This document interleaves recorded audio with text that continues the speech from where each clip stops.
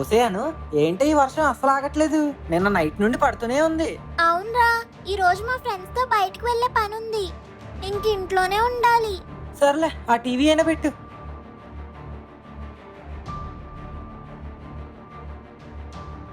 ఒసేయను, news చూసావా? Uttarakhand, UP, Himachal Pradesh ప్రాంతాల్లో cloud burst అయిందంట. హిమాచల్ ప్రదేశ్ మరియు ఉత్తరాఖండ్ లో ఇప్పటి వరకు 14 మంది చనిపోయారంట. 53 మంది మిస్సింగ్ అంట. ఒక విలేజ్ మొత్తాన్ని ముంచేస్తుందంట. ఒక్క ఇల్లు తప్ప అన్ని ఇల్లులు కొట్టుకుపోయాయంట. మనకున్న ఆధునిక పరిజ్ఞానంతో ప్రాణ నష్టం అయితే కొంతవరకు తగ్గించగలం గానీ ఆస్తి నష్టం బాగా జరిగిందని చెప్తున్నారు. అయ్యో, అంత బీభత్సం జరుగుతుందా? అవునే, ఎందుకే అసలు ఈ క్లౌడ్ బస్ట్ అంటే ఏంటి? చెప్తా విను.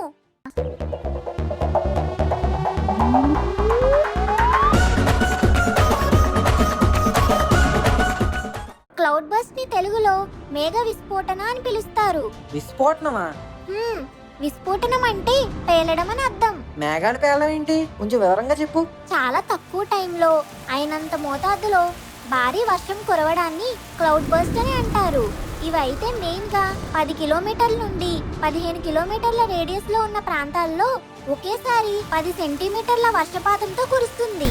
పిడుగులతో ఎవరు కూడా కల్లో కూడా అనుకోని రీతి కన్నా ఎక్కువగా వర్షం పడడంతో వరదలకు దారితీస్తుంది.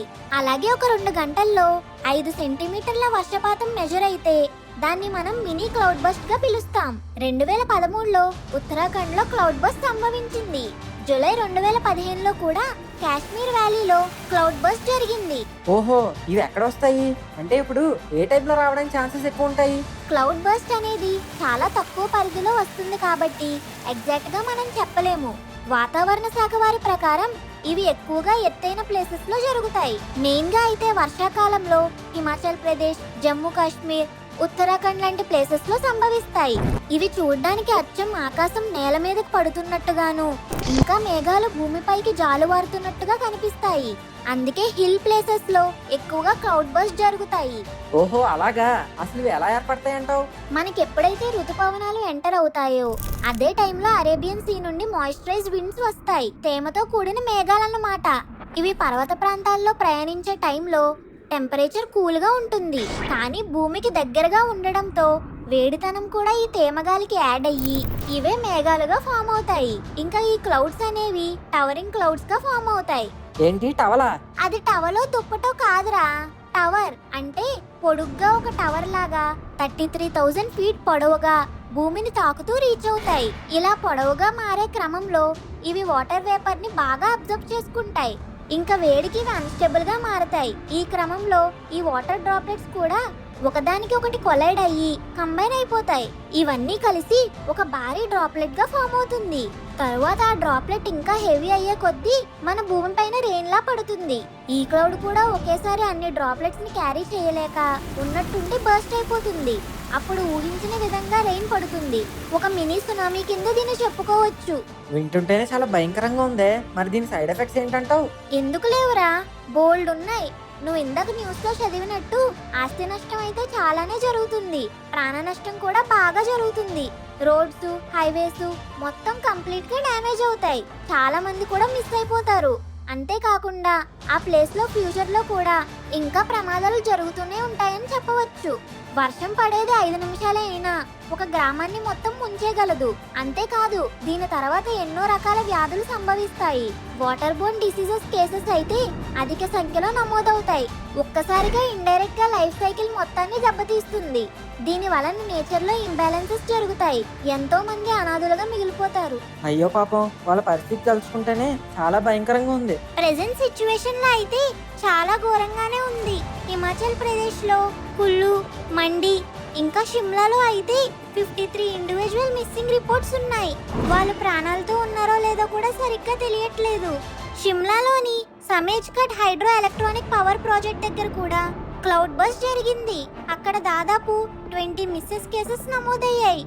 అయ్యో, మరి ఉత్తరాఖండ్ పరిస్థితి ఎలా ఉందో? అసలే కేదార్నాథ్ చూడడానికి చాలా మంది భక్తులు వచ్చి ఉంటారు కదా.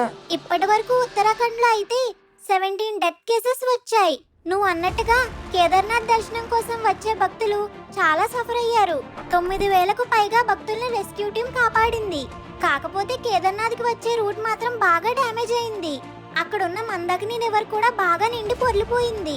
దాదాపు 1000 మంది భక్తులు గౌరీకండ్ అండ్ సోన్ ప్రయాగ్ ఏరియాలో దారి లేక ఇప్పటికీ చిక్కుకొని అలాగే ఉన్నారు. ఇండియన్ ఆర్మీ వాళ్ళు కూడా రెస్క్యూ టీం వాళ్ళకి హెల్ప్ గా ఉండి ల్యాండ్ స్లైడ్ ఏరియా అయిన సోన్ ప్రయాగ్ దగ్గరలో టెంపరీగా ఒక బ్రిడ్జ్ ని కన్స్ట్రక్ట్ చేస్తున్నారు. ల్యాండ్ స్లైడ్ ఏరియానా? అదేంటి? ల్యాండ్ స్లైడ్ హిట్ ఏరియా అనేది కూడా ఈ క్లౌడ్ బస్ట్ వల్ల జరిగిన ఒక పరిణామం. అంటే ఏంటి? కొంచెం వివరంగా చెప్పు. క్లౌడ్ బస్ట్ అంటే ఇందాక చెప్పినట్టు ఒక large amount of water unexpected force తో ఎక్స్ప్లోడ్ అవడమే. ఈ ఫోర్స్ కి సాయిల్ ఎరోషన్ జరుగుతుంది. సింపుల్ గా చెప్పాలంటే సాయిల్ వాటర్ ని బాగా అబ్జర్వ్ చేసుకొని అన్స్టేబుల్ గా మారిపోతుంది. ఇలాంటి ప్లేసెస్ లో స్లిప్ అయ్యి పడిపోయే అవకాశాలు ఎక్కువగా ఉంటాయి. సాయిల్ లోనే కాదు, ఈవెన్ పెద్ద పెద్ద బండరాళ్ళు కూడా ఆ ఫోర్స్ కి చదునుగా మారిపోతాయి. అప్పుడు స్లైడింగ్ అనేది ఎక్కువగా ఉంటుంది. ఇలా రాళ్ళు స్లైడ్ అవ్వడాన్ని రాక్ స్లైడింగ్ అని పిలుస్తాం. దీన్నే రాళ్ళు అరిగిపోవడం అని కూడా అంటాం. సహజంగానే ఇంత రెయిన్ఫాల్ నుండి బయటపడడమే చాలా కష్టం. దీనికి తోడు ఇలా ల్యాండ్ స్లైడింగ్ ఇంకా రాక్ స్లైడింగ్ కూడా ఫామ్ అయితే సిచ్యువేషన్ ఇంకా వర్స్ గా ఉంటుంది. మన ప్రమేయం లేకుండానే జారి పడిపోవడం, ఇంకా కొన్ని సందర్భాల్లో ప్రాణాలు కూడా కోల్పోవడం లాంటివి జరుగుతాయి. క్లౌడ్ బస్టే బేబత్సం అనుకుంటే ఇది ఇంకోటా? అంతేకాదు, ఈ సాయిల్ ఎరోషన్ వల్ల సాయిల్ లోని pH లెవెల్ అనేది బాగా చేంజ్ అవుతుంది. మట్టిలో ఉన్న సారవంతమైన గుణాలన్నీ వాషౌట్ అయిపోతాయి. మట్టిలోని పట్టు తగ్గిపోయి పంటలు కూడా సరిగ్గా పండవు. క్లౌడ్ బస్ట్ ఒక్కసారిగా జరిగిందంటే లైఫ్ అంతా ఒక్కసారిగా తలకిందులు అయిపోయినట్టే. ఆస్తి నష్టం, ప్రాణ నష్టం, ఇలా చాలా ఇంపాక్ట్స్ మన లైఫ్ మీద పడతాయి. అవును, గతంలో కూడా కేరళలో క్లౌడ్ బస్ట్ వచ్చింది కదా? అవును, కేరళలోని తిరువనంతపురంలో 28 మే 2024లో క్లౌడ్ బస్ట్ జరిగింది. గంట పరిధిలోనే 100 mm వర్షపాతం నమోదయ్యింది. ఓ అమ్మో, ఏకంగా 100 mm? అవును, పాస్ట్ 7 years లో కల్లా కేరళలోని హైయెస్ట్ రెయిన్ఫాల్ ఇదే. వింటుంటేనే చాలా భయంకరంగా ఉంది. దీనికే ఇలా అంటున్నావు? అసలు వరల్డ్ హైయెస్ట్ క్లౌడ్ బస్ట్ ఎంతో తెలుసా? 1870 మిల్లీమీటర్లు, అంటే 73 ఇంచెస్. 24 గంటలు నాన్ స్టాప్ రెయిన్ఫాల్. మార్చ్ 1952లో ఫ్రాన్స్ లో రికార్డ్ అయింది. తరువాత 20 గంటల రికార్డ్ 91 ఇంచుల రెయిన్ఫాల్ తో 1996 జనవరిలో మన ఇండియాలో రికార్డ్ అయింది. ఆ తర్వాత 13 గంటల రికార్డ్ 45 ఇంచెస్ తో మళ్ళీ జనవరి 1996లో మన ఇండియాలోనే రికార్డ్ అయింది. సెప్టెంబర్ 28, 1908లో హైదరాబాద్ లో క్లౌడ్ బస్ట్ జరిగి మూసీ రివర్ 2.4 మీటర్స్ పెరిగింది. 15,000 మంది చనిపోయారు. ఇంకా మూసీ రివర్ ఒడ్డున ఉన్న 80,000 ఇల్లులు కొట్టుకుపోయాయి. వామ్మో, భయంగా ఉంది. ఇప్పుడు మనకు కూడా వర్షం పడుతుంది కదా, నేను చచ్చిపోతానేమో. అసలుకే నేను ఒక్కడనే మా అమ్మకి మంచి కొడుకుని. రిమోట్ తో కొట్టానంటే క్లౌడ్స్ దాకా పోతావు. ఇప్పటిదాకా నేను చెప్పింది అదేగా. మన ఏరియాస్ డౌన్ లో ఉంటాయి. మన సౌత్ సైడ్ ఎత్తైన పర్వతాలు, శిఖరాలు ఉండవు, అన్ని లోయలే. మనకి క్లౌడ్ బస్ట్ జరిగే ఛాన్సెస్ చాలా అంటే చాలా తక్కువ. అయినా కూడా నాకు భయంగా ఉంది. దీన్ని అసలు మనం ఏ విధంగా అరికట్టగలం చెప్పు? దీని బేసిక్ కాన్సెప్టే గ్లోబల్ వార్మింగ్. అసలు ఎర్త్ టెంపరేచర్ కంట్రోల్లో ఉంటే ఇలాంటి క్లౌడ్ బస్ట్ లాంటి ఎన్నో డిజాస్టర్స్ ని మనం అరికట్టవచ్చు. భూమిలో ఉన్న వేడి అధికంగా పెరగడానికి కారణం మనం చెట్లను కొట్టివేయడం. ఎక్కడ పచ్చని అడవులు కనిపించినా వాటిని నరికేసి ఊళ్ళని కట్టుకుంటూ పోతే ఇలాంటి పరిణామాలే ఎదురవుతాయి. కాబట్టి చెట్లని కాపాడితే అవే మనల్ని కాపాడతాయి. వృక్షో రక్షతి రక్షితః. ఈ అనార్థాలన్నీ చూసి ఇప్పటికైనా ప్రజలు కాన్షియస్ లివింగ్, ప్లాస్టిక్ వాడడం తగ్గించడం, చెట్లను నాటడం లాంటివి చేస్తే ఎంతో కొంత ఈ గ్లోబల్ వార్మింగ్ ని అరికట్టవచ్చు. సూపర్ చెప్పావే. ఇది ఫ్రెండ్స్ ఇవాళ వీడియో. మీకు గనక బాగా నచ్చినట్టయితే ఇప్పుడే ఒక లైక్ అండ్ షేర్ చేసి మన ఫన్మోజీ ఫ్యాక్ట్స్ ఛానల్ని సబ్స్క్రైబ్ చేసుకోండి. అలాగే నెక్స్ట్ ఏ టాపిక్స్ పై వీడియో చేస్తే బాగుంటుందో కింద కామెంట్లో పెట్టి మాకు తెలియజేయండి.